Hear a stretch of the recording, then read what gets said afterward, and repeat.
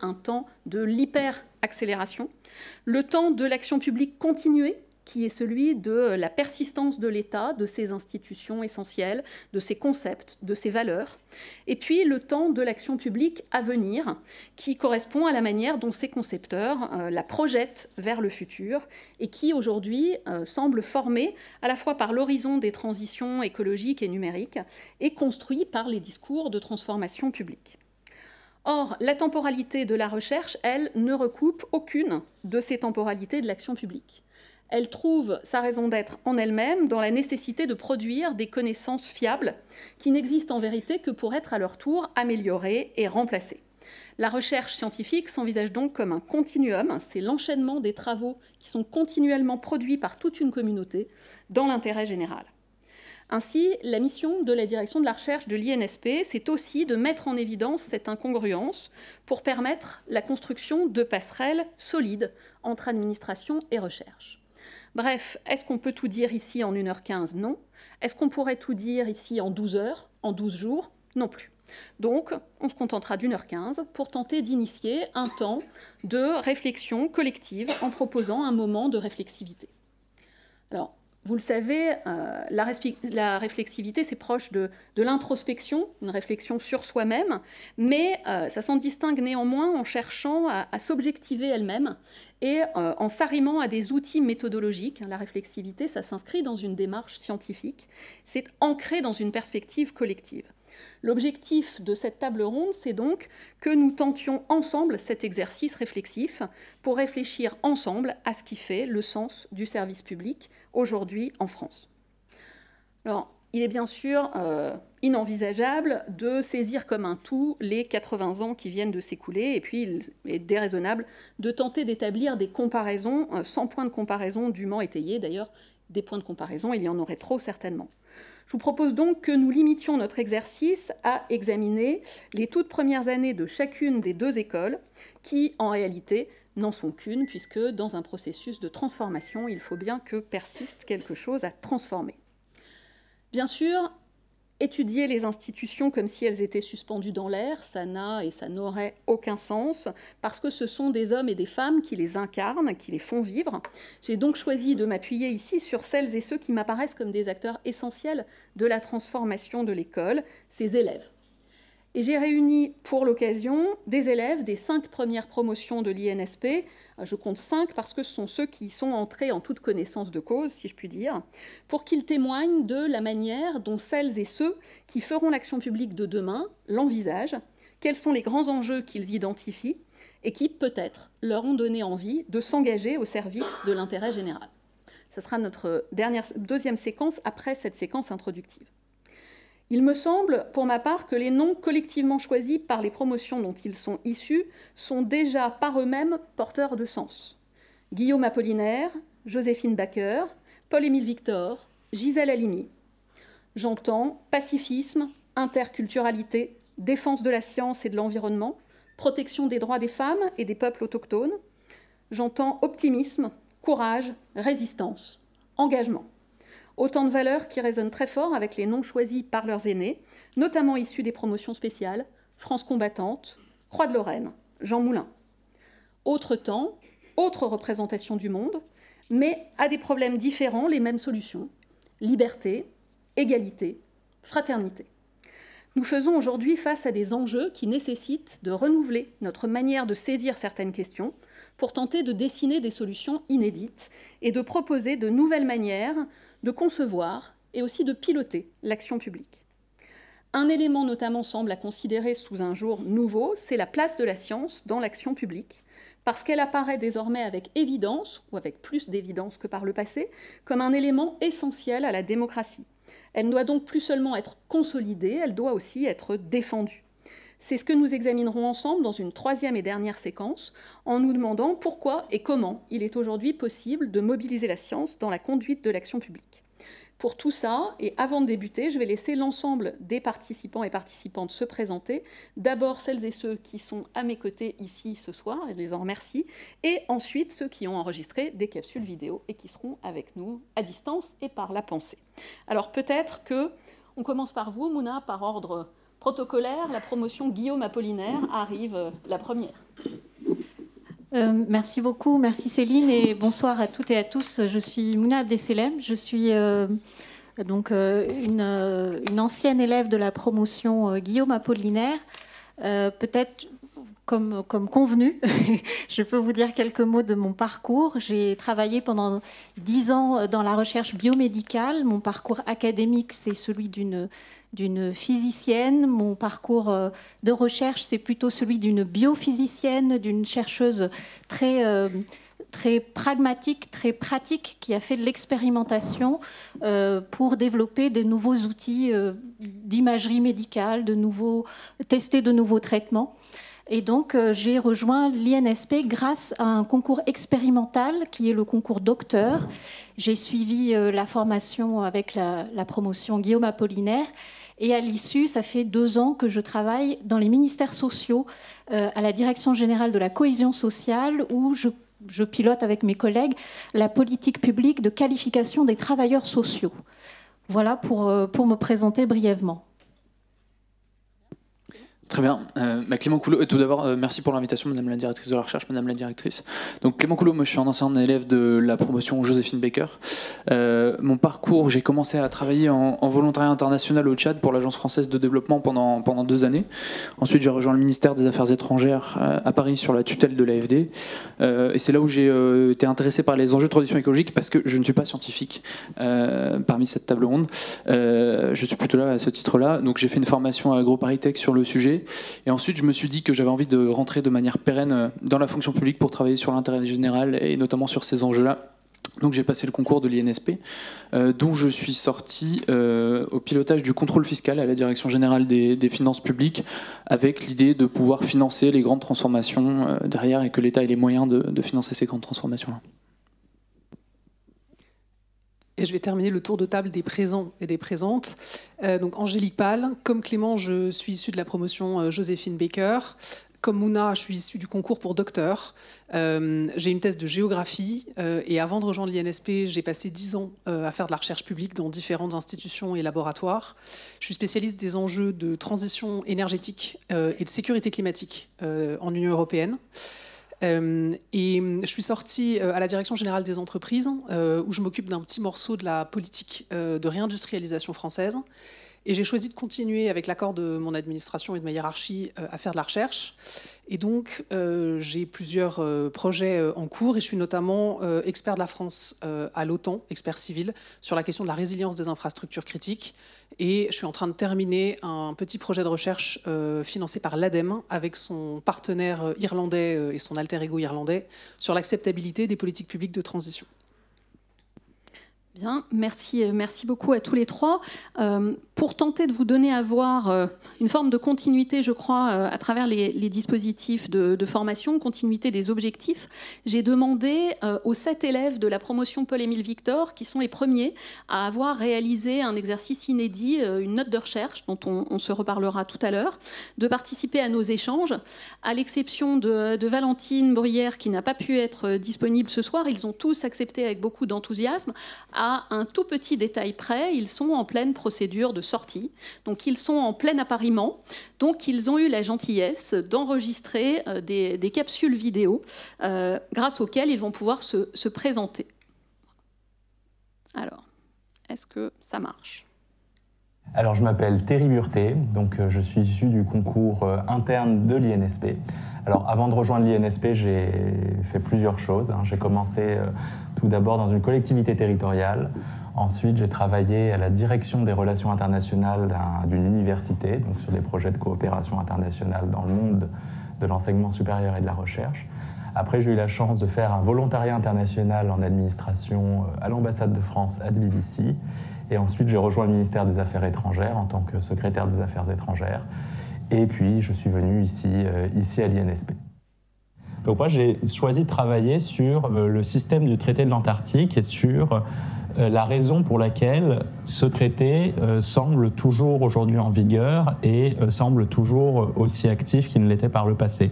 Donc on a aujourd'hui de plus en plus de questions sur l'avenir de nos espaces communs en relations internationales. On voit que l'espace devient un lieu de confrontation et de conflictualité de plus en plus important, les orbites deviennent condensées.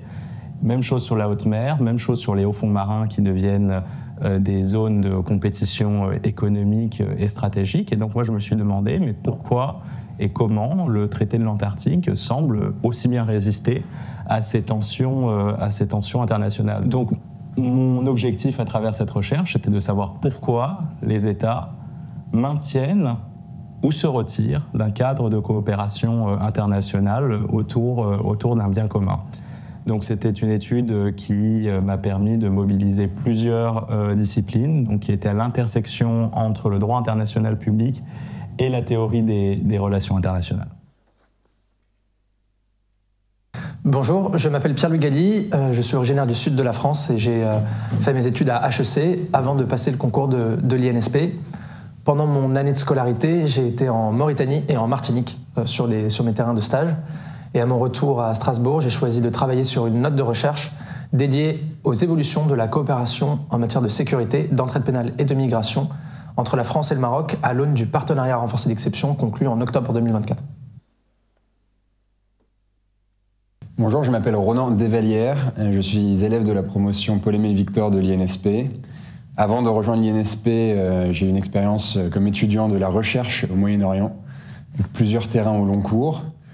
Et ensuite travaillé pendant un peu plus de 4 ans dans un ministère régalien.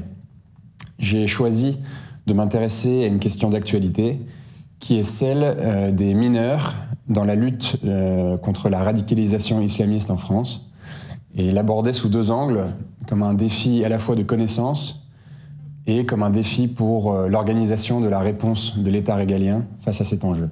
Pour réaliser cette note de recherche, j'ai réalisé une dizaine d'entretiens auprès de responsables publics, à la fois en administration centrale, à la fois dans les préfectures. Côté central, je me suis notamment intéressé au travail des 2 principaux organismes qui pilotent la politique de lutte contre la radicalisation. Pour son volet préventif, le Comité interministériel de prévention de la délinquance et de la radicalisation, le CIPDR, et pour son volet sécuritaire, l'unité de coordination de la lutte antiterroriste à la DGSI. Il était nécessaire de compléter cette approche au niveau central par une série d'entretiens au niveau déconcentré, car les préfets ont un rôle déterminant dans l'animation de cette politique publique. À titre accessoire, je me suis également reposé sur mon expérience de stage de 6 mois que l'INSP m'a permis de conduire auprès du préfet des Alpes-Maritimes.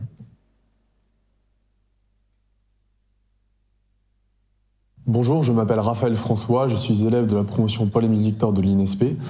J'ai auparavant étudié à Sciences Po Bordeaux et durant mon année de stage, je suis allé à la DG Trade, la Direction Générale du Commerce de la Commission Européenne. J'ai ensuite passé un stage un peu plus long en territoire, à la préfecture de Saône-et-Loire.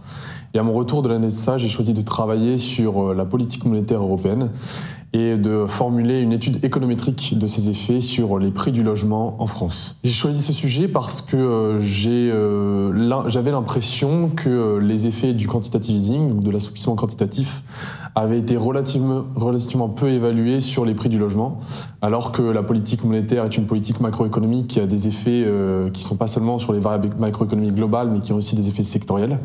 Donc j'ai choisi de formuler donc une étude économétrique, c'est-à-dire d'essayer de faire le design d'un modèle économétrique qui permettrait de quantifier et d'isoler les effets de la politique monétaire européenne. Je m'appelle Simon Madrilène, j'ai une formation en sciences politiques acquise à Sciences Po Rennes. Je me suis ensuite dirigé vers la finance en faisant une formation à l'ESSEC et j'ai commencé ma vie professionnelle à la Direction Générale du Trésor en travaillant 1 an comme volontaire international en administration à Moscou. Puis j'ai intégré la Banque de France avant de passer le concours interne de l'INSP. Et pour cette majeure mobiliser la science dans la conduite de l'action publique, j'ai choisi de travailler sur un sujet qui m'intéressait particulièrement, à savoir un sujet d'histoire, qui permettait de parler d'histoire, puisque j'ai rédigé une note sur le thème de la réforme des programmes d'histoire de collège qui a eu lieu en 2015, donc sous François Hollande. Pourquoi ce sujet ? Parce qu'il permettait de revenir à, disons, à une époque de forte tension autour de la question de l'histoire et plus précisément de l'enseignement de l'islam en 2015, donc en printemps 2015, lorsque la réforme a été menée. On est juste après les attentats de janvier 2015 avec les manifestations notamment qui les ont accompagnés. un débat public très crispé sur la question. Et j'ai trouvé intéressant, avec cette décennie désormais qui nous sépare de ces événements, de pouvoir faire disons un certain retour réflexif et de savoir comment on projette sur l'histoire des constructions collectives, des constructions peut-être imaginaires, mais en tout cas qui disent beaucoup de choses de notre vie collective. Voilà, alors pour ce premier tour de table, pardon pour les aléas techniques, néanmoins c'était le seul moyen pour qu'il participe et il souhaitait vraiment participer.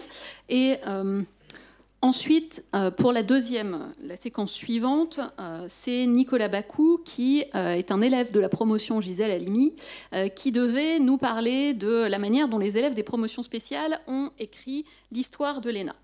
Un petit aléa après, mais c'est ça d'inviter des élèves qui ne sont pas encore sortis de l'Institut, qui est que la préfecture le préfère sur le terrain, sans véritable surprise, plutôt qu'avec nous ce soir. Donc Nicolas m'a envoyé un ensemble d'éléments qu'il comptait présenter et dont je vais me permettre de vous donner lecture. Je précise qu'il est polytechnicien, il a passé le concours externe. Dans un premier temps, Nicolas souhaitait revenir sur l'histoire des 3 promotions de l'ENA dites spéciales. Selon lui, la prime majeure accordée lors du grand oral du concours d'entrée aux faits de résistance illustre alors la volonté, au moment de la création de l'école, de renouveler en profondeur la sociologie du corps administratif. Ce parti pris traduit une ambition politique presque morale, celle d'intégrer au sein de la haute fonction publique les acteurs de la résistance, perçus comme porteurs d'une légitimité à administrer.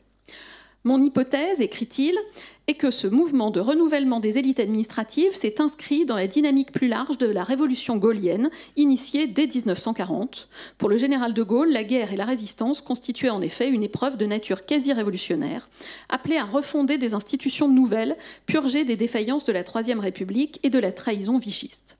Pour démontrer cette hypothèse, il lui a semblé pertinent d'examiner la manière dont les énarques des promotions dites spéciales avaient perçu l'esprit et les finalités de leur scolarité.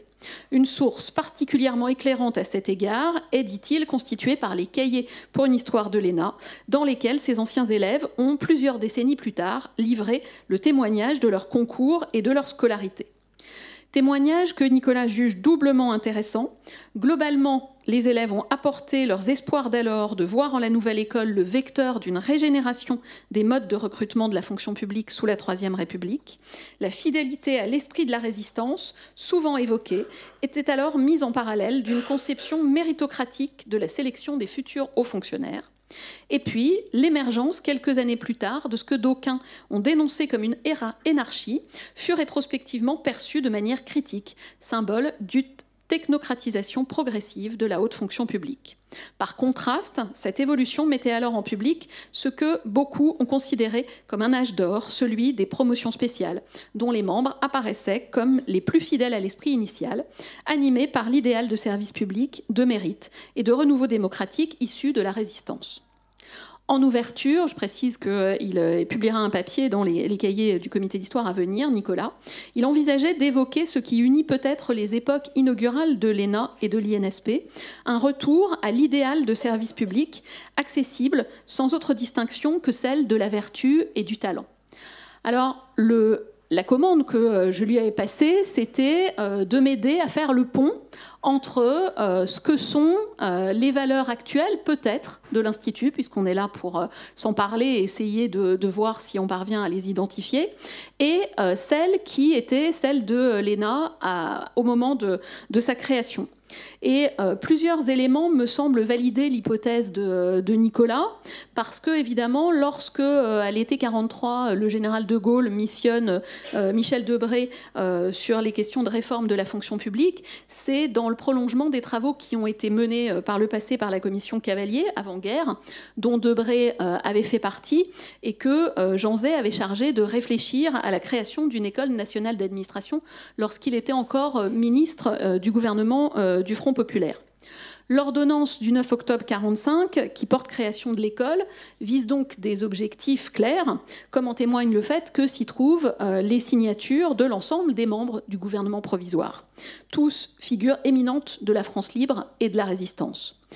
Donc elle s'inscrit, cette ordonnance, en fait, dans le sillage du programme d'action qui avait été édité en 1944 par le CNR, le Conseil national de la résistance, en vue de fonder une république nouvelle. Et elle incarne, me semble-t-il, la volonté du GPRF de tirer les leçons de la faillite des élites administratives qui ont alors largement mis en œuvre les lois scélérates de Vichy. On connaît les mots de Jean Zay. J'avoue que, hop, ce format où on n'a rien pour poser, c'est pas extrêmement pratique. On connaît les mots de Jean Zay, qui dit que la République a payé de leur reniement l'une de ses plus fâcheuses défaillantes. Elle avait négligé de surveiller leur recrutement, d'assurer elle-même leur formation. Ils ne l'ont pas défendu. Donc c'est ainsi que la direction de l'école se voit confier à un ancien résistant éminent, Henri Bourdeau de Fontenay, et que la présidence de son conseil d'administration se voit confier à René Cassin, qui n'est pas seulement professeur de droit et vice-président du Conseil d'État, mais qui est aussi le premier notable civil à avoir rallié De Gaulle après l'appel du 18 juin. Donc, il incarne, lui, et il rappelle régulièrement, on le voit dans les cahiers du comité, il rappelle régulièrement aux élèves le symbole de la création de l'école.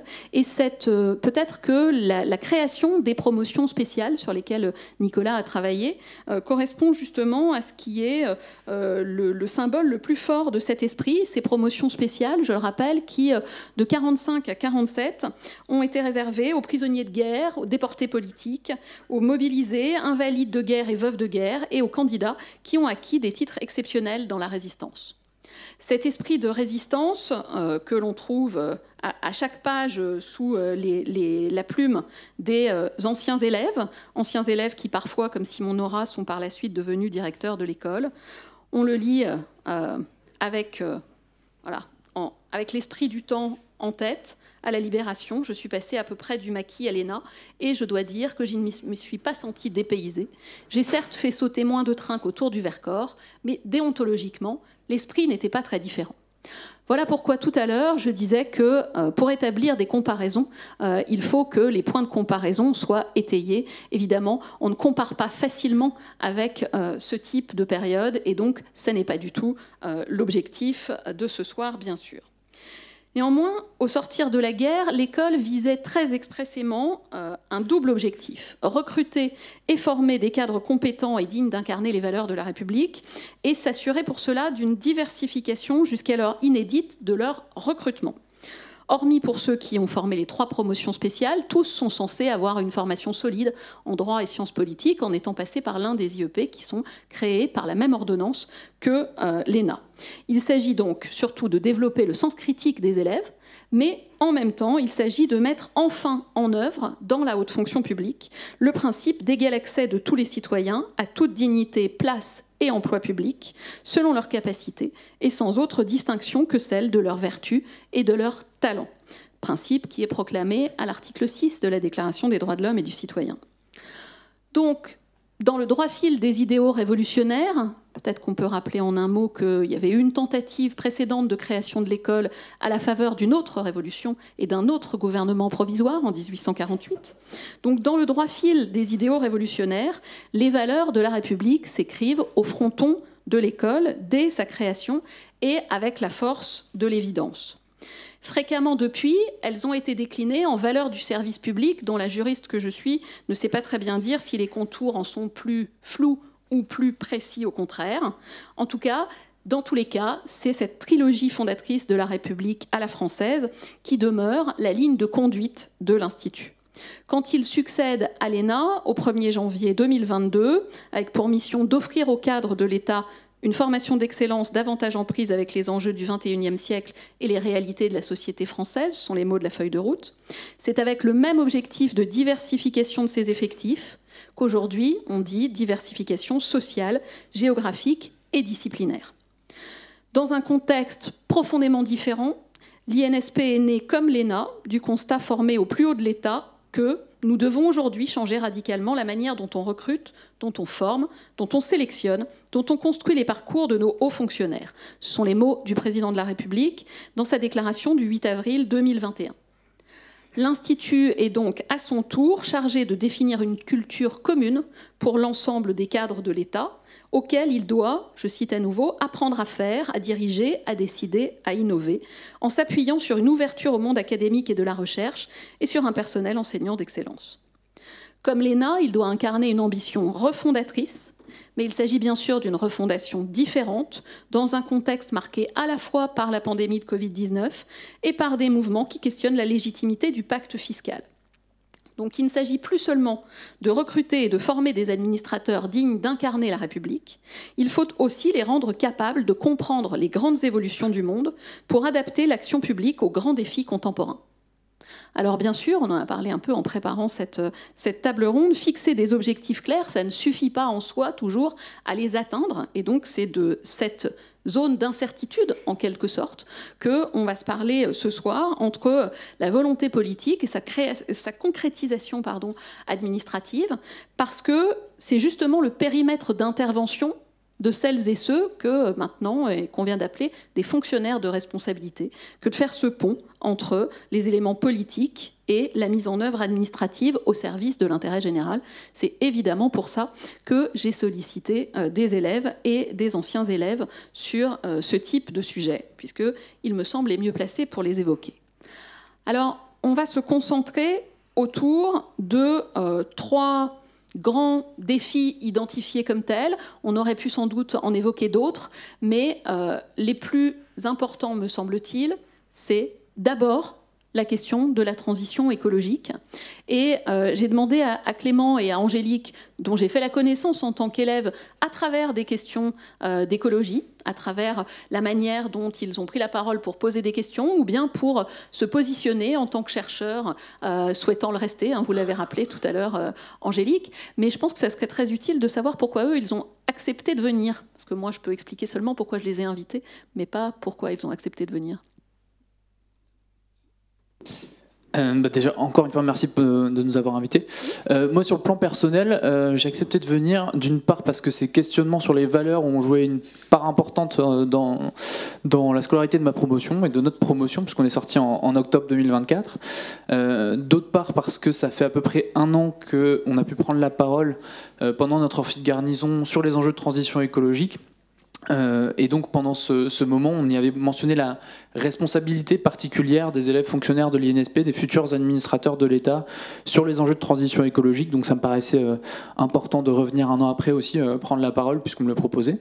Et sur le fond, je suis venu parce que les éléments suivants sont jamais inutiles à rappeler. La première chose, c'est que l'urgence, elle n'est pas en 2050, elle est déjà là. Rappeler qu'on est sur un consensus scientifique qui pointe le caractère anthropique du dérèglement climatique et du dépassement des 9 limites planétaires, dont la 7e, l'acidification des océans, a été dépassée il y a 2 semaines. Et donc rappeler qu'il s'agit tout simplement de préserver la planète et son habitabilité. Et donc rappeler, puisqu'on est dans une conférence scientifique, que les scientifiques eux-mêmes appellent à des changements en profondeur sur les plans économique, social, politique et technologique, le GIEC et l'IPBES. En second lieu, je voudrais rappeler qu'il existe aussi un consensus financier sur le coût de l'inaction climatique, puisque on est dans une période où l'enjeu budgétaire est priorisé, ça me paraissait important de rappeler ça. La Cour des comptes précise que le coût de la transition est bien inférieur à celui de l'inaction, qu'il va croître avec le retard pris dans la conduite des transformations. La Direction générale du Trésor, par sa chef économiste, mentionne pour le coût de l'inaction le chiffre de 15 points de PIB en 2050 au niveau mondial. L'Inspection générale des finances, à travers le rapport Pisani-Ferry, a aussi établi que le coût économique de l'inaction excédait de loin celui de l'action. Et ce rapport mentionne la nécessité d'une grande transformation qui serait pilotée par les politiques publiques. Et pour finir, je voulais rebondir sur ce dernier élément.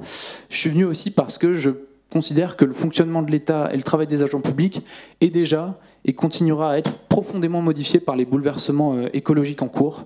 J'imagine que c'était un paramètre majeur des tables rondes prospectives auxquelles j'ai pas pu assister. Mais en tout cas, le travail va vraiment changer et je pense que c'est important d'en parler Je vais prendre juste un exemple sur ma région dans le Limousin qui abrite le plateau de Millevaches. Donc 1000 vaches signifie 1000 sources, on a beaucoup de cours d'eau, beaucoup de rivières. L'Office international de l'eau alerte sur les perspectives à 2050 qui prévoit d'un côté une surabondance très forte avec des pluies et de l'autre un manque d'eau, donc de la sécheresse et de la pollution parce qu'une concentration. Donc on va avoir une tension qui nécessitera d'adapter nos modes de gouvernance et la formation des agents publics et particulièrement des administrateurs de l'État est essentielle dans cette optique-là. Voilà. Angélique, même question. Merci beaucoup, puis merci Clément. Moi, je suis venue incarner la passerelle dont vous parliez tout à l'heure, celle entre la science et l'administration publique.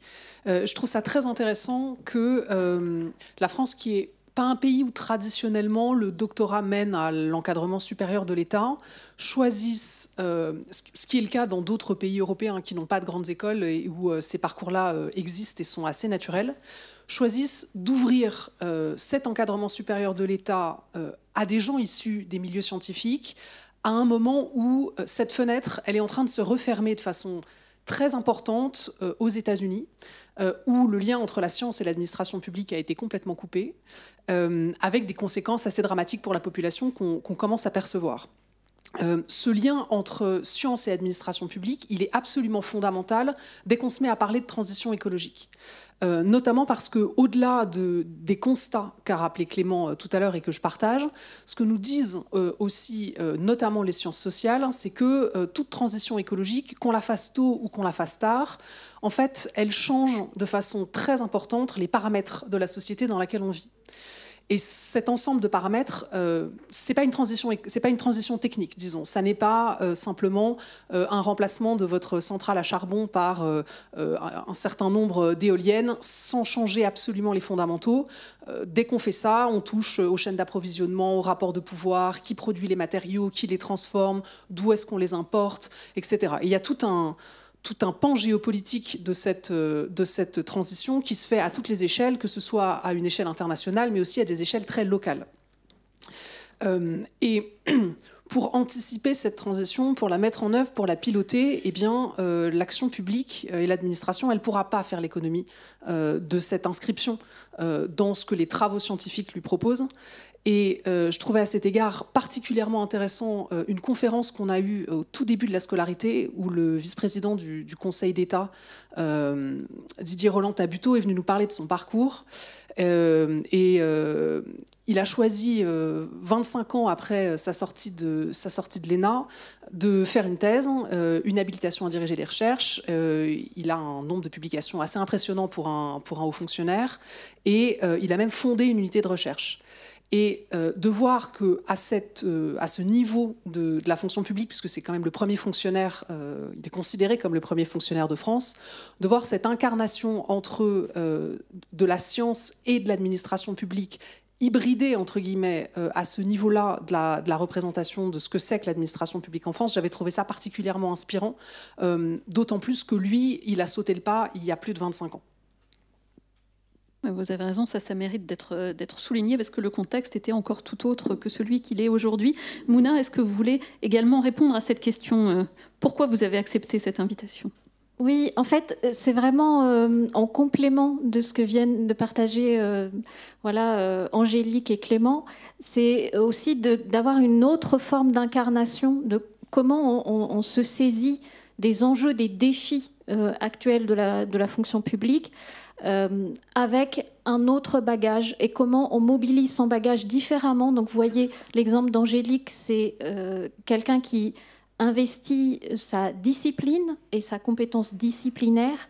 Et pour moi, ma discipline passée, c'est vraiment les sciences physiques et les sciences du vivant. Je ne les mobilise pas au quotidien, mais je mobilise d'autres compétences de mon parcours. Et c'est vraiment aussi intéressant d'investir les sujets thématiques et disciplinaires comme Clément en n'étant pas scientifique de formation. Je trouve que c'est très important de poser ça aujourd'hui avec vous et de le partager le plus largement possible.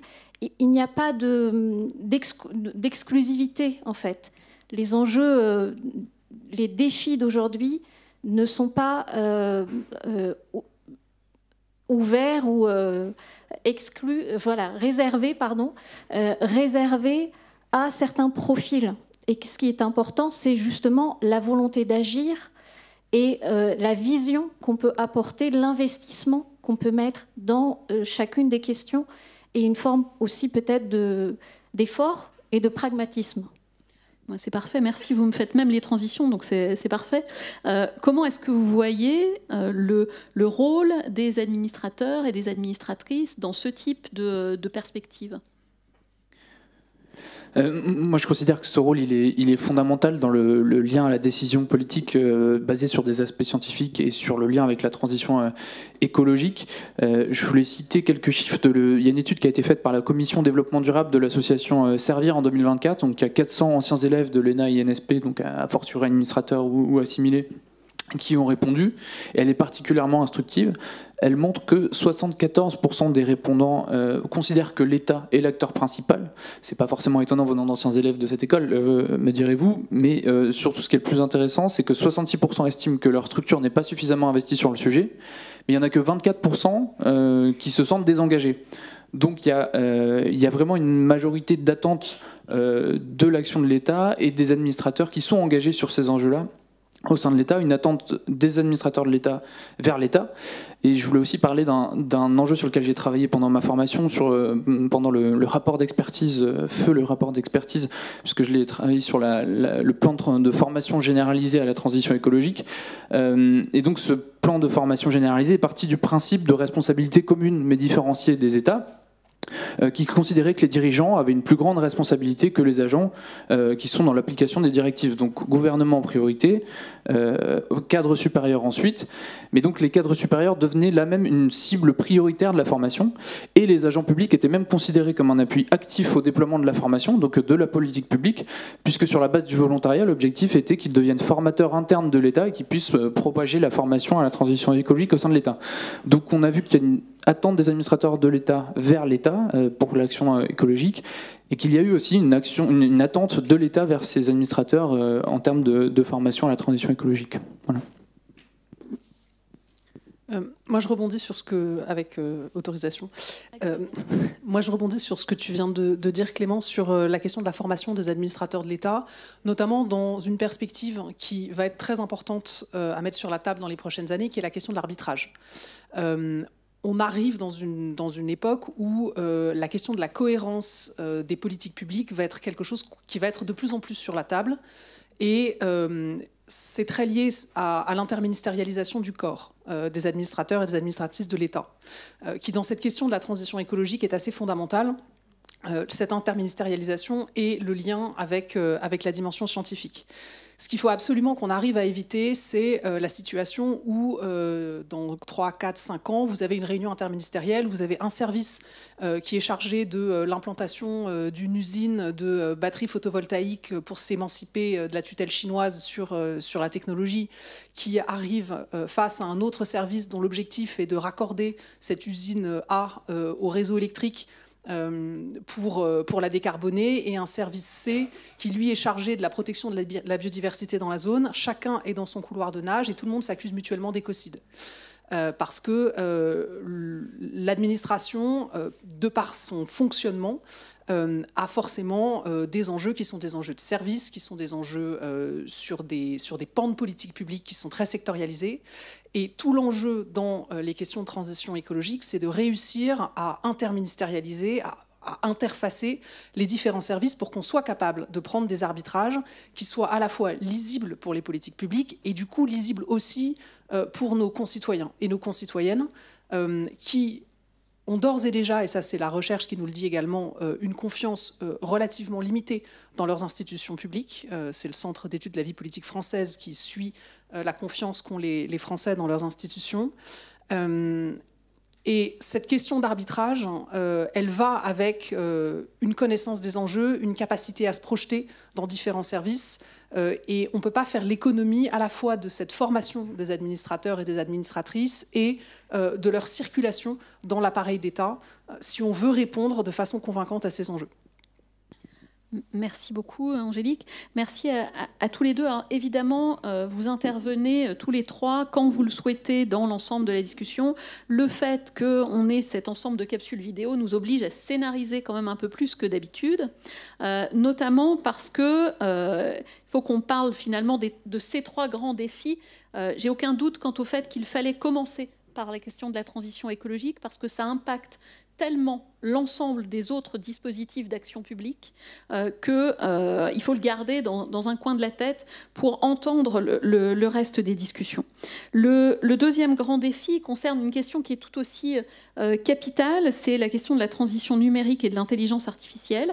Et ici, plutôt que de vous donner mon propre point de vue, j'ai demandé à Aurélien, que vous n'avez pas encore rencontré, mais qui fait partie des élèves de la Paul-Émile Victor qui ont écrit une note de recherche, de se présenter rapidement et de présenter son travail puisqu'il porte sur les questions. Bonjour, je m'appelle Aurélien Macquart, donc je suis élève à l'INSP au sein de la promotion Paul-Émile Victor et j'étais auparavant élève à Sciences Po en affaires publiques et à l'EHESS en histoire médiévale, donc une expérience de recherche antérieure. J'ai fait mes stages à l'ambassade de France au Vietnam et à la préfecture de la Haute-Garonne, préfecture de la région Occitanie. Et par la suite, j'ai décidé de travailler à l'INSP sur l'accès aux messageries chiffrées dans la lutte contre les activités criminelles.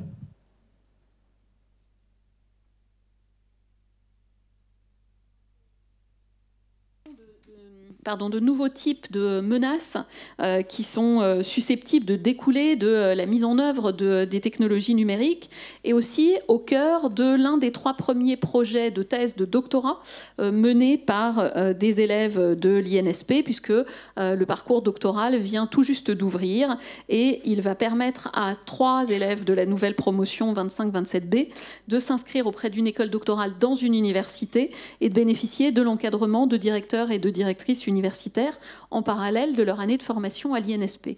Je vous laisse entendre ce que Théo explique de son choix de sujet. Je m'appelle Théo, j'ai rejoint l'INSP il y a quelques semaines et je suis issu de la voie Orient avec une spécialité sur l'espace post-soviétique. Je suis russophone et le sujet de thèse que j'ai choisi porte sur la menace cyber russe et la façon dont la diplomatie française s'organise pour répondre à cette menace. Alors j'ai choisi de traiter ce sujet dans le cadre d'un doctorat pour 2 raisons. D'abord parce que ça me semble être un enjeu majeur pour la géostratégie de demain et donc à ce titre pour développer mes connaissances théoriques et mes savoirs sur ce sujet. Et par ailleurs aussi pour la démarche scientifique derrière, puisque je suis convaincu que en renforçant les liens entre recherche et diplomatie, on arrivera à avoir une diplomatie plus résiliente et plus efficace. Alors, bien sûr, on a ici une spécialiste de questions de stratégie. Je ne sais pas si ça vous inspire spécialement sous cet angle-là, Angélique, si vous voulez rebondir sur ce sujet ou cette perspective particulière. Peut-être juste une remarque qui est que ce qu'on demande en fait à nos promotions, c'est de s'acculturer aussi à d'autres pans en fait de l'action publique qui ne sont pas uniquement ceux de l'administration. Donc là, moi tout à l'heure j'ai parlé des questions de recherche, mais on a aussi tout un pan d'acculturation qui est lié au monde militaire. Tout le monde sait que le conflit de haute intensité est revenu en Europe ces dernières années. Et ce qu'on demande aux administrateurs et aux administratrices de l'État, c'est aussi d'être capable de comprendre et d'interagir avec le monde militaire. Alors on le fait notamment avec des officiers issus de l'école de guerre qui rejoignent une partie de la formation ou avec ce nouveau parcours d'immersion en milieu militaire. Et tout ça participe aussi finalement à la diversité en fait, de notre capacité à comprendre et à interagir avec d'autres corps constitués qui vont être le milieu académique ou le milieu militaire pour appréhender ces enjeux-là, que ce soit la transition écologique ou là, ces questions numériques. Oui, merci. Vous avez raison. Il y a les aspects qu'on envisage immédiatement sous un angle défensif, stratégique. Et puis, il y a tous les aspects qui relèvent aussi de la stratégie, qui sont dans des domaines peut-être plus proches de nous, entre guillemets, si je puis dire, et qui sont susceptibles d'impacter en réalité le pilotage de l'État dans ces grandes lignes, y compris sur des sujets que jusqu'à présent on n'envisageait pas forcément sous cet angle-là.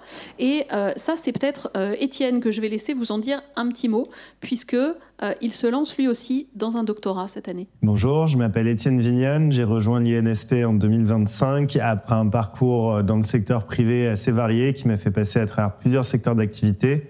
mais avec une constante qui était le travail autour de la donnée, et c'est la raison pour laquelle j'ai choisi d'orienter mon sujet de recherche sur l'open data public et ses effets d'entraînement sur le secteur privé. J'ai choisi ce sujet parce que je pense qu'en l'occurrence, le sujet de l'open government et de l'open data est un sujet dont l'importance est peut-être sous-estimée.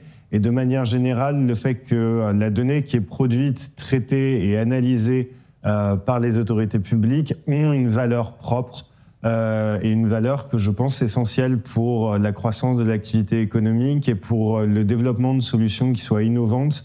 Et c'est ce que j'aimerais pouvoir justement quantifier, mesurer et valoriser. C'est effectivement un projet de recherche qui se déroulerait justement avec une dominante économique pour pouvoir justement mieux valoriser ces liens entre public et privé et montrer qu'il y a des effets de retour aussi et que finalement tout ça peut former un ensemble harmonieux. Voilà, donc le projet d'Étienne d'essayer de questionner l'efficacité de l'action publique à travers les évolutions des liens entre acteurs publics et privés telles qu'elles résultent de l'impact de l'utilisation de nouvelles technologies ou de peut-être leur sous-utilisation. Ça, c'est à voir ce qu'il en fera, puisque évidemment, il débute seulement, donc je ne lui ai pas posé de questions dans ce sens-là.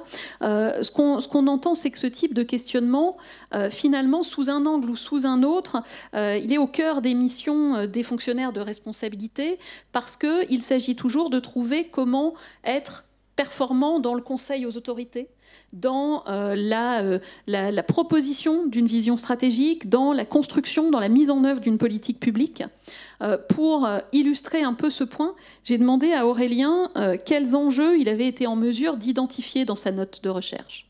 Alors, il y a 3 enjeux principaux. Le premier enjeu, c'est un enjeu opérationnel d'accès à la matière criminelle, c'est-à-dire au fond des messages. Il y a eu plusieurs affaires récemment en 2020 et 2021 qui ont montré l'intérêt de ces messages pour les services d'enquête judiciaire, avec des enquêtes à travers l'Europe qui ont débouché sur des procès, notamment en matière de narcotrafic et de pédocriminalité. Cet enjeu opérationnel, il est à mettre en balance avec 2 autres enjeux. Un enjeu juridique d'abord, celui de la protection des libertés publiques et du droit à la vie privée, puisque la technologie de chiffrement des messages est une technologie de protection de la vie privée pour les utilisateurs européens.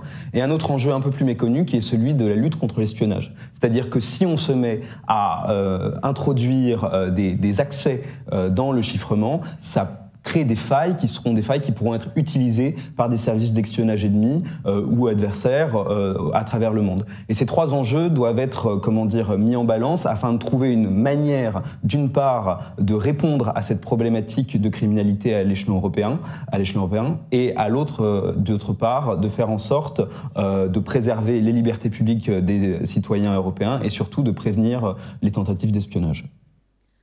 Il m'a semblé que cette manière d'expliquer son travail, ça mettait bien en perspective la difficulté à laquelle sont confrontés au quotidien les administrateurs et les administratrices de l'État, parce qu'il n'y a jamais un seul problème à régler d'une seule manière, en définitive. Il y a toujours, dans la complexité intrinsèque à l'action publique, un ensemble de problématiques à traiter d'un coup. C'est ce que vous évoquiez tout à l'heure, Angélique, en disant qu'il y a un risque d'opposition, finalement, un peu artificialisé entre différentes institutions, si jamais on n'arrive pas à dépasser son propre cadre d'intervention. Et évidemment, quand on fait ça, eh bien, on se demande toujours où est sa marge de manœuvre, parce qu'il faut avoir conscience de ses propres limites et de ses propres zones de compétences. Ça implique une approche un peu de type 360, et ça implique d'être plongé au cœur de ce que nous, en tant que chercheurs, on appellerait l'interdisciplinarité. C'est évidemment pas la même chose de traiter différents types de matières en même temps, et pourtant c'est une nécessité. Donc, alors, je suis un peu alarmée à l'idée que l'écran est désormais totalement noir, alors que normalement, j'ai demandé à Aurélien comment il avait procédé concrètement et avec quel type de matériaux. Est-ce que je panique? Non. Est-ce que j'essaye de voir si ça marche? Ça se tente. Alors j'ai essayé de convoquer un peu 3 sphères différentes. La première, c'est en effet la sphère doctrinale, juridique, avec l'analyse de décisions notamment de juridiction européenne, la CEDH et la CJUE, et d'articles doctrinaux en droit. La deuxième source, ça a été la source administrative, notamment la DLPAJ, la Direction des affaires criminelles et des grâces, qui m'ont beaucoup aidé, à côté d'agences comme la CNIL et l'ANSSI, à comprendre les aspects juridiques, mais aussi en partie les aspects techniques du sujet. Et puis à côté, une autre source, cette fois-ci extra-administrative, extra-juridique, qui est la source académique et universitaire sur les questions techniques liées au chiffrement. Et ce qui était, je trouve, intéressant dans cette recherche, c'était de mettre, en harmonie ces 3 sphères qui parfois ne se parlent pas ou parfois ont des difficultés à entendre légitimement les intérêts des autres. Et donc c'est ce que j'ai essayé de proposer dans le cadre de ces notes de recherche. Bon, alors on pourrait multiplier les exemples, vous l'avez compris, c'est pas forcément l'objectif, vous comprenez parfaitement de quoi il s'agit. Il s'agit avant tout de chercher comment on peut identifier le plus précisément possible les grandes questions de type politique au sens fort, qui sont susceptibles d'avoir dans un avenir plus ou moins proche un impact de grande ampleur à la fois sur les citoyens, sur l'État, sur la société, si je puis dire, parce que je vais l'inclure au-delà de l'État. Donc des questions qui relèvent non seulement de l'intérêt général, mais plus encore peut-être du bien commun. Comment est-ce qu'on va déterminer où passe cette ligne de l'intérêt général et où elle va passer à l'avenir. Mais identifier ces grandes questions, ça n'est pas suffisant parce que encore faut-il parvenir à trouver de quel type d'outils on va bien pouvoir se doter pour se donner collectivement les moyens de choisir ou d'avoir prise sur les choix qui ne vont pas manquer d'être nécessaires. Et ça, c'est une question majeure non seulement de souveraineté, mais aussi évidemment de démocratie. Alors pour ça, il faut qu'on apprenne finalement progressivement à poser d'autres questions, à aller plus loin que les questions qu'on pose jusqu'à présent pour essayer de passer à l'échelle sur un certain nombre de sujets. Et puis, ça concerne bien sûr les grandes transitions écologiques et numériques, mais ça concerne plus largement la capacité de l'État à se réformer, à se transformer peut-être, en tout cas peut-être plus rapidement que par le passé, sous l'effet du contexte et puis pour s'y adapter. Alors, à la direction de la recherche, c'est ce qu'on appelle la transformation publique, financière et managériale, pour essayer de viser large sur ce sujet. Et par exemple, je voulais évoquer, parce que le fait qu'elle n'ait pas pu être là ce soir ne doit pas nous priver de sa présence au moins virtuelle, je voulais évoquer le travail de Valentine, qui a passé le concours interne après un parcours à Bercy et qui a consacré sa note de recherche à la rénovation du dialogue financier entre État et collectivités locales, dont elle a montré les effets possibles au sein des stratégies actuelles de maîtrise du déficit public et de la dette, parce que la capacité de l'État à se réformer, à poser d'autres types de questions et à aller chercher des solutions ailleurs que celles qu'on utilise pour le moment, eh bien, elle passe aussi par les problématiques financières, évidemment. Et puis, bien sûr, ces différents aspects, on le sait bien, sont complètement entremêlés. Ce n'est que par le truchement d'une problématique scientifique qu'on arrive à isoler ces différents types de questions qui, en réalité, se juxtaposent. Et il devient de plus en plus nécessaire de combiner les perspectives. Et ça, c'est ce que va faire Héloïse, qui n'a pas pu être avec nous non plus parce que c'est une jeune maman qui est en congé maternité, mais c'est la 3e élève de la promotion 25-27B à se lancer dans un parcours doctoral qu'elle va débuter elle aussi cette année. Elle a passé le concours interne après une formation en économie du développement et un passage par la Banque de France et la DG Trésor, et elle a décidé de mobiliser l'analyse économique pour rechercher des pistes qui pourraient permettre de penser différemment certaines politiques publiques permettant de faire levier en matière de protection de la biodiversité, qui est peut-être une des questions sur laquelle nous sommes le moins avancés parmi les 5 enjeux environnementaux du plan d'action pour réussir la transition écologique. Donc, au titre du croisement des problématiques, j'en profite pour dire, puisque vous voyez qu'elles sont toutes les deux présentes uniquement en pensée, qu'il faudra bien aussi que quelqu'un se penche un jour sur l'évolution des perspectives en termes d'égalité de genre, puisque je suis obligée de constater que dans la fonction publique de responsabilité aussi, quand on invite des femmes, elles sont très souvent indisponibles pour des tas de raisons, alors que finalement j'ai fait face à beaucoup moins de refus masculins en dépit d'un empêchement de dernière minute assez prévisible est lié à un agenda préfectoral. Donc là aussi, sans doute, il y a des questions à traiter parce qu'il y a des choses à améliorer, même si pour la première fois, vous le savez peut-être, les résultats du concours général ont été paritaires, eh bien, les marges de manœuvre existent encore. Alors, on verra si c'est une question, par exemple, qu'on peut traiter en mobilisant la science dans la conduite de l'action publique.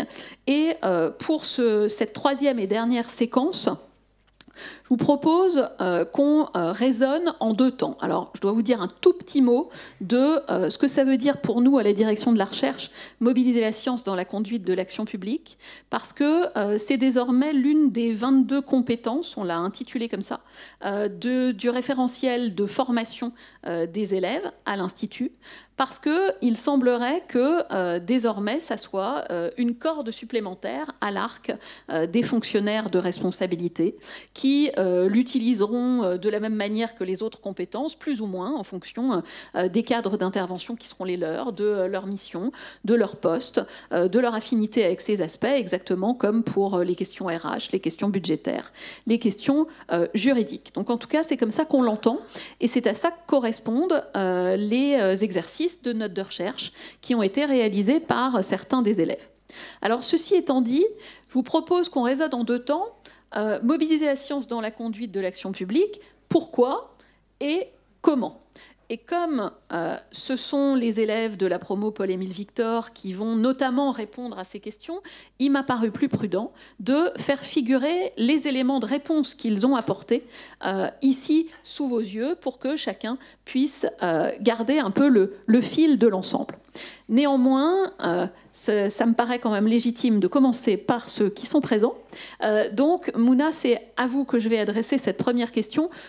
Pourquoi mobiliser la science dans la conduite de l'action publique ? À quoi ça peut servir ?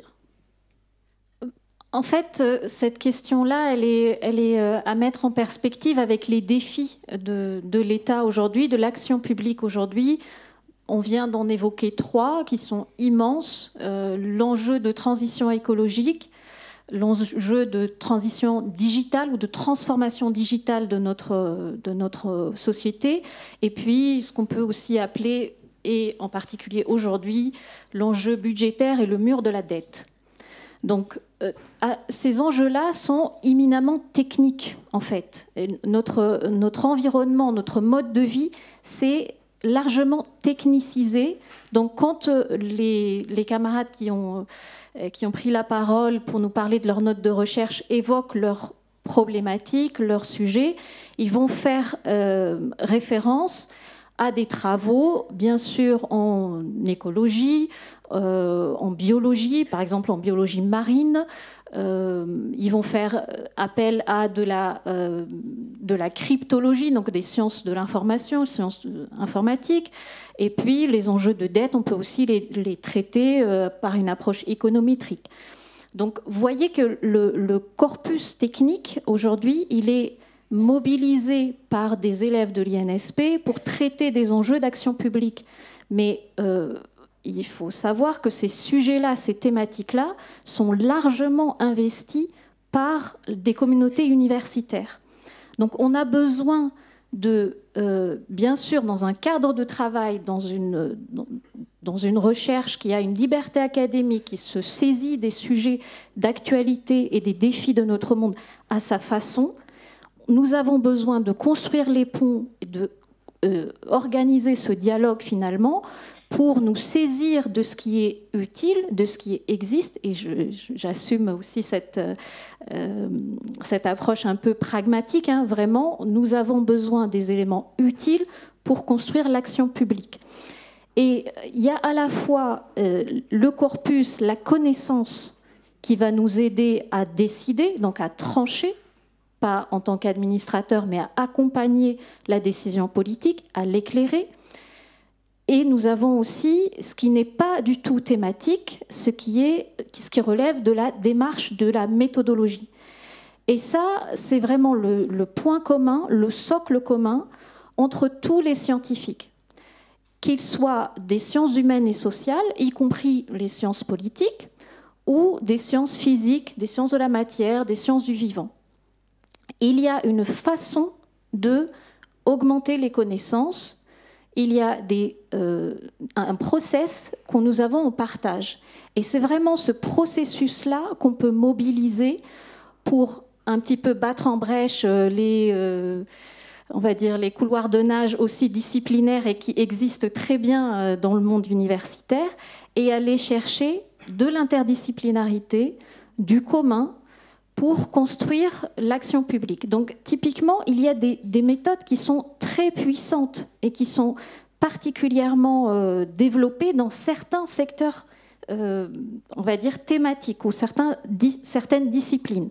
Il y a des modélisations mathématiques, il y a des modélisations économiques, il y a des théories, par exemple, qui peuvent expliquer le comportement d'agents plus ou moins prévisibles ou imprévisibles, que ce soit des agents économiques, des agents sociétaux.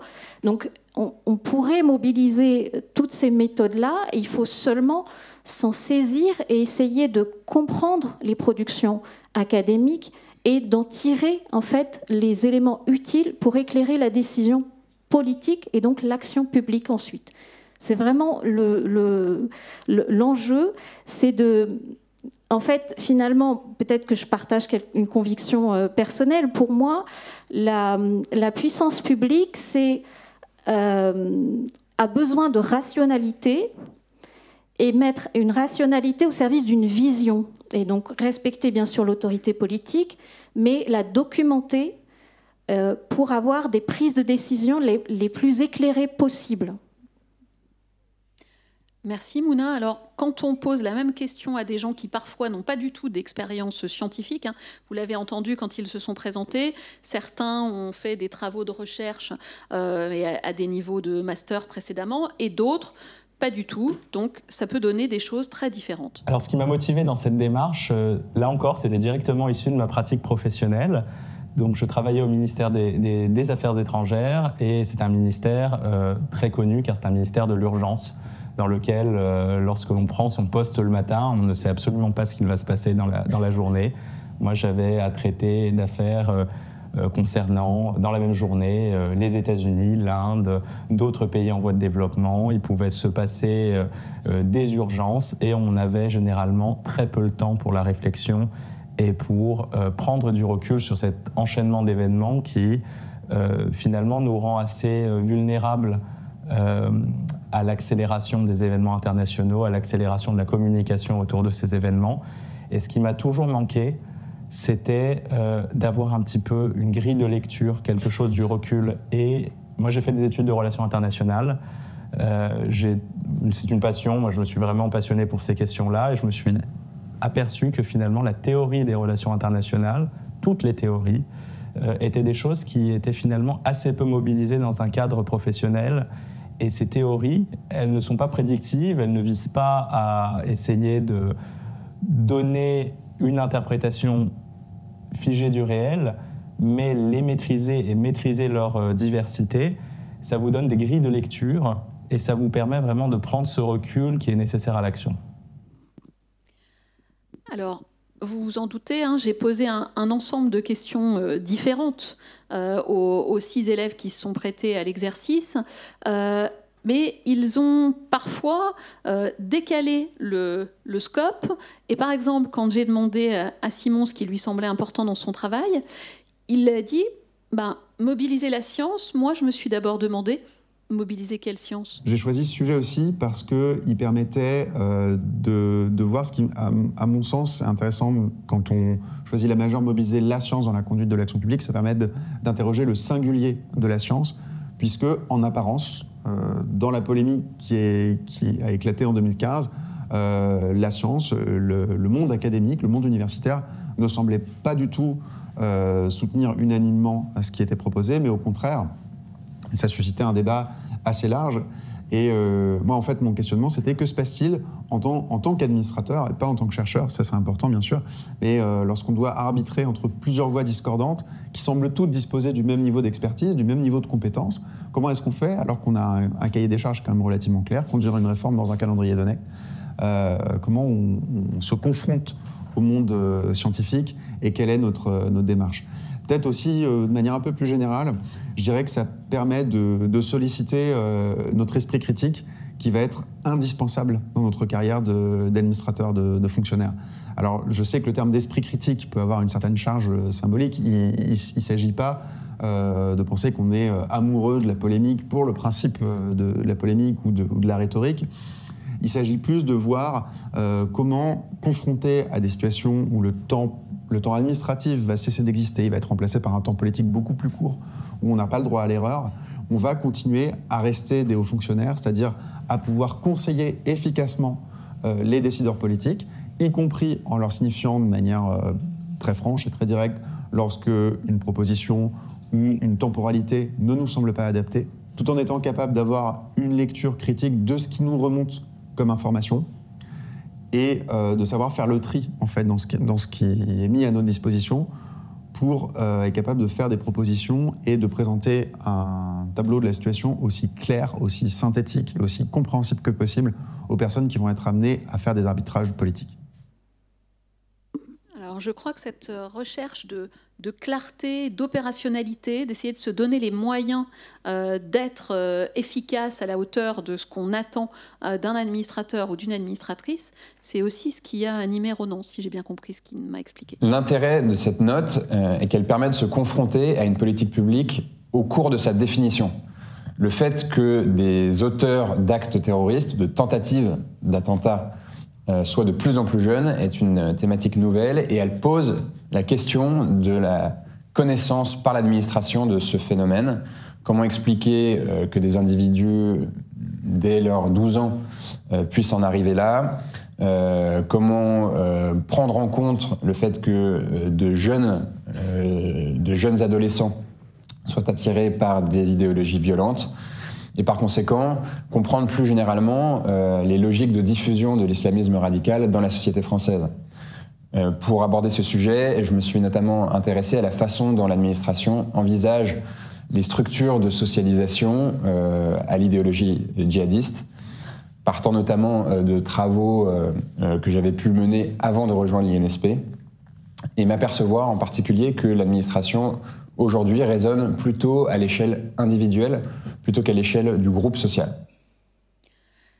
En fait, il s'agit, en tout cas il m'a semblé, en les entendant tous, qu'il s'agissait d'essayer de s'outiller de la manière la plus efficace pour faire face pour assumer l'ensemble de leur mission. Et du coup, j'ai demandé à Raphaël si le design d'une politique économique, c'était pour lui un outil nouveau. Alors j'ai effectivement choisi d'écrire le design d'un modèle économétrique. C'est un outil qui n'est pas tout à fait nouveau dans la mesure où je me suis inspiré de précédents travaux de recherche. En réalité, dans l'étude de la politique monétaire, et notamment européenne, des économètres utilisent une variété de modèles qui permettent d'isoler les variables ou de les faire interagir. J'ai choisi d'utiliser un modèle en m'inspirant de précédents travaux, mais j'ai effectivement choisi de lier la politique monétaire européenne et notamment les politiques de rachat d'actifs par la BCE avec les prix du logement en France, ce qui est une approche nouvelle pour un haut fonctionnaire. Alors, bien sûr, après ça, il fallait que je lui demande à quoi cet outil est censé servir d'après lui.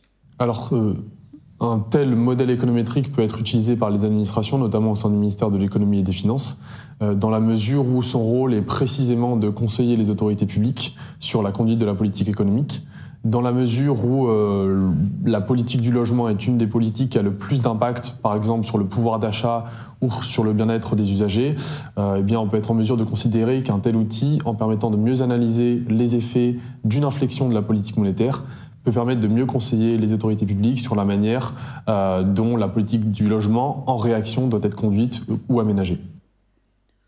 Bon, Donc sur le pourquoi mobiliser la science, il semble qu'ils soient à peu près convaincus. En tout cas, moi je suis rassurée quant au fait qu'ils sortent de cet exercice avec l'idée qu'ils n'ont pas tout à fait perdu leur temps. Mais on s'est aussi beaucoup demandé au fur et à mesure, et ça c'est un on très collectif avec eux quand on a enregistré tout ça, et puis avec l'équipe quand on les a accompagnés progressivement dans ce que ça allait être, on s'est demandé comment faire. Et Mouna, tout à l'heure, vous évoquiez des questions de méthodologie. Et d'une certaine manière, c'est un peu ça qui a été au cœur de nos discussions. Il fallait à la fois leur permettre de saisir des questions complexes qui méritent des approches interdisciplinaires, sans qu'ils lâchent la rampe de la méthodologie, si je puis dire. Et ça, forcément, ça a été difficile. En fait, l'enjeu méthodologique, il est très bien investi par toutes les capsules, tous les intervenants dans les capsules, puisqu'ils utilisent assez spontanément des termes qui ne sont pas du tout anodins pour un scientifique ou la physicienne, biophysicienne que j'ai été. Donc, par exemple, il parle de modèles, de variables et d'impact. Et je peux revenir sur ces 3 termes-là. D'abord, le modèle, c'est en physique, c'est d'écrire une équation dans laquelle on choisit des paramètres. Il n'y a pas tous les paramètres qui interviennent. Il peut y avoir des milliers de paramètres, mais quand on a devant soi un système complexe, et chez moi, ça a souvent été un système vivant, donc assez imprévisible, eh ben, on choisit une façon de le comprendre, de le décrire avec quelques paramètres. Ensuite, dans ces paramètres-là, il y a des paramètres qui sont très importants. Donc, quand il bouge d'un iota, ça fait basculer tout le système d'un côté ou d'un autre. Qui sont très, très importants. Et des paramètres qui sont beaucoup moins importants. Là, donc, on écrit, d'abord, on pose une équation. Et ensuite, on peut mettre sur cette équation-là, on passe d'une... Au début, c'est juste une équation pour une loi de dimension, on appelle ça. Je ne sais pas si ça vous parle, mais voilà, c'est peut-être un petit peu abstrait. Donc, on voit les paramètres qui sont pertinents et ensuite, on regarde les paramètres qui sont importants ou pas importants. Et là, on construit ce qu'on appelle sa loi d'échelle, c'est-à-dire qu'on va avoir des paramètres qui sont à la puissance 10, j'exagère, ou je vous donne un exemple. Et donc, dès qu'ils bougent un petit peu, ça fait basculer tout le système. Et in fine, ça nous permet de comprendre l'impact, d'anticiper l'impact de certaines modifications sur ces variables-là, sur ces paramètres-là. Et tout le jeu, quand on se forme à la physique, on le dit souvent, et donc quand on fait de la recherche, en fait, on forme beaucoup de jeunes chercheurs, où on discute beaucoup autour de cette formation-là, de développer une compétence. Donc comme l'INSP a identifié la mobilisation de la science comme une des 22 compétences, dans la formation des physiciens, il y a le fait de développer son sens physique, qui est censé être le 6e sens de ces humains ordinaires qui font de la physique au quotidien. Et le sens physique, c'est le sens de la mesure, c'est-à-dire comprendre ce qui est grand et ce qui est petit, vraiment spontanément avoir une idée de l'ordre de grandeur, et pouvoir anticiper le plus naturellement possible. C'est toujours très... c'est ça, en fait, donc, d'anticiper les paramètres qui pourraient être importants et ceux qui sont secondaires, qui seraient secondaires.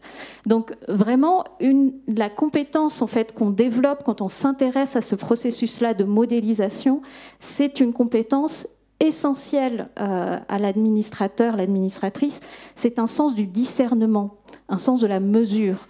Et ça, ça n'est pas réservé, comme je l'ai toujours dit, ce n'est pas réservé aux physiciens. Il ne faut pas être physicien pour être un bon administrateur. C'est vraiment essayer de mobiliser ces compétences-là, ces qualités-là, de les apprendre, de se les approprier et de les mettre à l'œuvre au quotidien. Alors, je vais toujours laisser la parole à Thierry en premier, puisque c'est lui qui, à chaque fois, nous a fait part du fait qu'il s'appuyait sur son expérience antérieure. Alors, la méthodologie que j'ai employée, en fait, elle était directement issue de mon expérience professionnelle. Donc, dans mes précédentes fonctions, j'ai eu l'opportunité de travailler sur des négociations multilatérales portant sur l'encadrement d'un autre espace commun, qui est l'espace extra-atmosphérique. Et en travaillant dans une institution onusienne, je me suis aperçu que finalement, et ça peut sembler une évidence, Mais lorsqu'on va dans une organisation internationale, les déclarations que prononcent les représentants des États et les diplomates dans ces organisations internationales, les papiers de position qu'ils écrivent, peuvent sembler superficiels ou ne pas être très parlants pour des personnes qui ne travaillent pas dans ces rouages diplomatiques, mais chaque mot est pesé et chaque mot est vu par un nombre important d'administrations. C'est le fruit d'une négociation interne et donc finalement la position des États se voit de manière extrêmement directe dans ces papiers, à condition de savoir et de pouvoir lire entre les lignes de ces positions. Donc mon travail finalement, ça a été principalement de mobiliser des archives récentes, des dernières années de négociations au sein de la réunion consultative du traité sur l'Antarctique, de vraiment éplucher toutes ces archives, essayer de comprendre la position des États et de mener des entretiens en parallèle avec des membres de la délégation française pour vérifier ma bonne compréhension des dynamiques qui sont à l'œuvre. Puis pour certains, se poser la question de comment mobiliser la science, c'était comment être sûr de mobiliser la science à bon escient, c'est-à-dire avec efficacité pour un administrateur de l'État. Alors, comment mobiliser efficacement la science dans la conduite de l'action publique et de quel risque faut-il être conscient une fois qu'on est amené à le faire? Je pense que ça va sembler être un truisme, mais il faut être tout à fait conscient que la recherche n'est pas un bouton sur lequel on appuie et qui va venir délivrer un certain nombre de réponses dès lors que l'on a un problème. Dès qu'on fait appel à des chercheurs, on fait appel à des gens qui ont une manière de travailler qui est spécifique, et c'est tout à fait normal, qui procèdent par essai-erreur, qui ont aussi une manière de travailler qui est relativement empirique, qui n'est pas ce dont on a forcément l'habitude dans l'administration. Donc, on incorpore dans la décision publique et dans l'action publique un facteur d'incertitude dont il faut avoir tout à fait conscience, parce que dès lors, et c'est ce que j'ai pu étudier par exemple dans mon sujet, dès lors qu'on fait appel à un conseil indépendant qui fait bénéficier de son expertise un ministère, eh bien, les propositions que cette instance va élaborer vont être immédiatement considérées comme relevant du champ du ministère, donc du ou de la ministre qui est à la tête de ce ministère. Alors, ça amène Simon à des développements un peu réflexifs, vous allez voir. On avait fait appel à cette instance précisément pour émettre des propositions qui étaient censées refléter un consensus davantage académique ou intellectuel que les positions du ministère et de la hiérarchie du ministère. Pourtant, médiatiquement et politiquement, ce n'est pas comme ça que c'est transcrit. Je pense que là, on a quand même quelque chose d'assez intéressant, c'est que nous, en tant que hauts fonctionnaires, on est bien placé pour faire comprendre à des décideurs politiques qu'ils vont devoir éventuellement payer un coût politique, un coût médiatique, un coût symbolique, à faire appel à la recherche, à la science dans l'action publique. Ce qui n'est pas du tout une manière de dire que cette mobilisation de la science n'a pas d'intérêt, bien au contraire. Et au final, les réformes auxquelles on aboutit sont probablement plus satisfaisantes, vont permettre de jeter des bases plus solides pour les politiques publiques. Mais je crois que c'est en tout cas un des principaux enseignements du travail que j'ai pu faire, c'est de montrer à quel point l'intelligence politique des gens qui travaillent au contact des décideurs est absolument capitale, et leur capacité à lire le calendrier, à voir la chronologie des événements, à savoir quand est-ce qu'on peut identifier une fenêtre d'opportunité. Ça, c'est notre travail en tant qu'administrateur. On n'a pas à se substituer aux chercheurs. On peut évidemment avoir un dialogue avec eux, parce que nous-mêmes, et c'est l'intérêt aussi de choisir cette majeure à l'Institut, on a cette capacité à comprendre la démarche des chercheurs, mais il faut aussi garder nos spécificités, qui est celle d'administrateur, de savoir dialoguer avec le politique. Voilà, un élément, vraiment une réflexion très en marge de justement la question réflexive que j'évoquais tout à l'heure, questionner le rôle de l'administrateur ou de l'administratrice et à travers lui le rôle de l'élève, il me semble, son positionnement. Est-ce que ça, c'est des questions auxquelles vous avez été confrontés les uns ou les autres sur le positionnement spécifique de l'élève, soit isolément, soit collectivement ? Oui, peut-être pour revenir sur un petit un peu plus large. Donc on a parlé effectivement de la notion de diversification dans la réforme de la haute fonction publique. Moi, je voulais juste revenir sur une petite séquence de 2022 où on a vu les élèves d'AgroParisTech, certains élèves d'AgroParisTech, faire un appel à la bifurcation pendant leur cérémonie de sortie au moment de leur remise de diplôme. Ça avait fait pas mal de bruit. Et quelques semaines après, finalement, la prise de parole qu'il y a eu des élèves de l'ENA et de l'INSP sur la transition écologique était voisine et y répondait, mais était inverse. Le discours, c'était « nous choisissons l'État ». Donc l'État était perçu comme le cadre propice d'action en faveur de la transition écologique, et à titre personnel j'ai vu ce discours juste après mon admissibilité et ça m'a aussi permis de me projeter au sein de l'INSP. C'était nous choisissons l'État dans une optique qui était exigeante, c'est-à-dire la ligne c'était être loyal, c'est aussi dire à son supérieur ce qu'il ne veut pas entendre, et finalement ça retranscrit assez bien les échanges qu'on a eu là. Donc pour moi l'enjeu de transition écologique et le rapport à la science, c'est aussi un enjeu d'attractivité pour la fonction publique, et je pense que voilà, s'adapter, montrer avoir les opportunités de travailler sur la transition écologique par une prise en compte plus importante dans les concours, et ça commence à être fait dans la formation, la possibilité d'un espace de discussion, d'expression et d'engagement.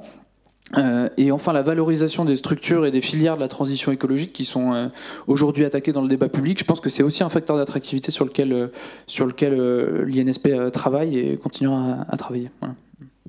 Merci Clément. Alors, ce qu'on entend aussi dans tout ça, il me semble, c'est que finalement le comment mobiliser rejoint souvent le pourquoi mobiliser, puisqu'on cherche à adapter les moyens aux objectifs. Et ça, je crois que c'est Pierre-Louis qui en parle le mieux. Alors, dans le cadre de ce travail, j'ai choisi de mobiliser une approche en réseau, en mobilisant des acteurs très divers, issus de ministères avec des compétences très différentes et avec une approche multiscalaire. Par exemple, en m'entretenant avec des acteurs en France et à l'étranger, dans le poste diplomatique, avec des acteurs en administration centrale, mais aussi en administration déconcentrée. Par exemple, en ayant sur les questions migratoires la perception qui était celle des affaires étrangères, de la Direction générale des étrangers en France, mais aussi des préfectures et des administrations déconcentrées qui mettent en œuvre cette coopération. Et donc, à travers ce travail, j'ai essayé de mobiliser des acteurs avec une vue pluridisciplinaire pour essayer de faire ressortir les ressemblances et les dissemblances dans cette coopération. In fine, ce que j'ai essayé de produire, c'est une cartographie exhaustive des coopérations qui nous lient au Maroc en matière de sécurité intérieure et de faire ressortir les évolutions de cette coopération depuis 2024. Cette cartographie, je pense qu'elle a été, on a pu la formuler grâce à l'hybridité du statut qui est celui des élèves de l'INSP en formation et en recherche, puisqu'on est à la fois dans une position de chercheur et dans une démarche de chercheur, et avec un statut d'administrateur qui nous permet d'accéder au terrain, d'avoir la confiance de nos interlocuteurs et, in fine, de produire un matériau qui soit directement opérationnel pour les administrations concernées. Alors c'est Pierre-Louis qui en parle le mieux de cet aspect, peut-être parce que lui, toutes les administrations qu'il a rencontrées dans le cadre de la préparation de sa note lui ont immédiatement demandé de leur fournir le document qu'il était en train de produire, qui n'avait encore jamais existé et qui mettait en relation un certain nombre de paramètres qui étaient tous importants pour les autres au-delà de leur propre cercle.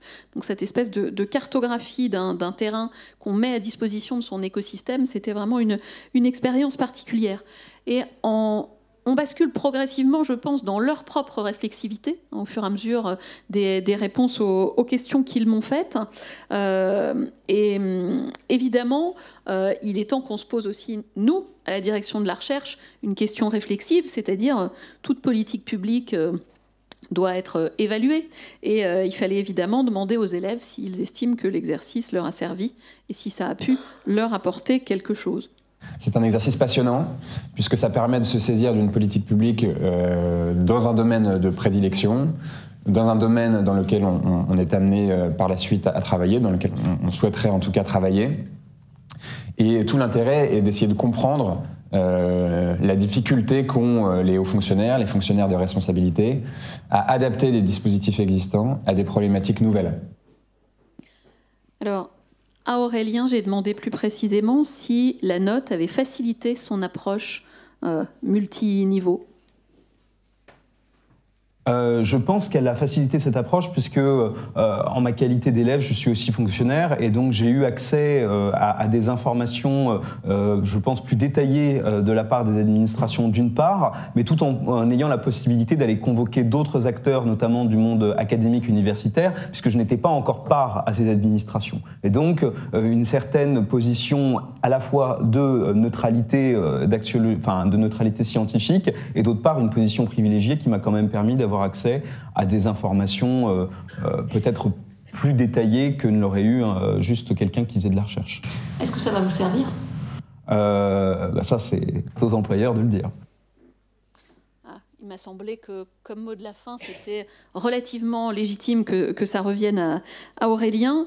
Je voudrais, pour ma part, puisqu'on m'a dit 19h maximum et que là, je vois 19h pile, mais je ne sais pas si c'est à l'heure, en fait.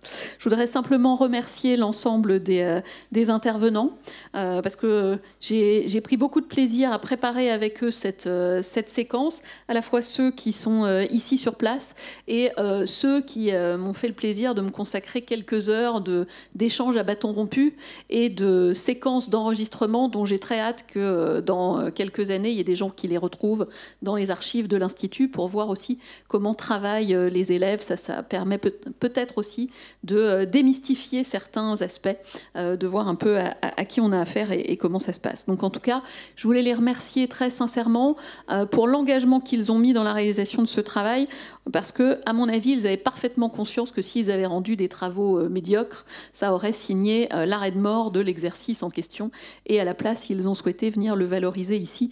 Donc ça mérite sans aucun doute mes remerciements. Merci beaucoup à tous, et merci à l'équipe technique qui a été, comme d'habitude, archi extraordinaire pour qu'on arrive à faire tout ça, que ça soit Lagdar et Zachary ici à Paris, ou bien Mathieu, Nicolas et surtout Axel, d'habitude à Strasbourg, mais exceptionnellement là à Paris. Merci beaucoup à vous.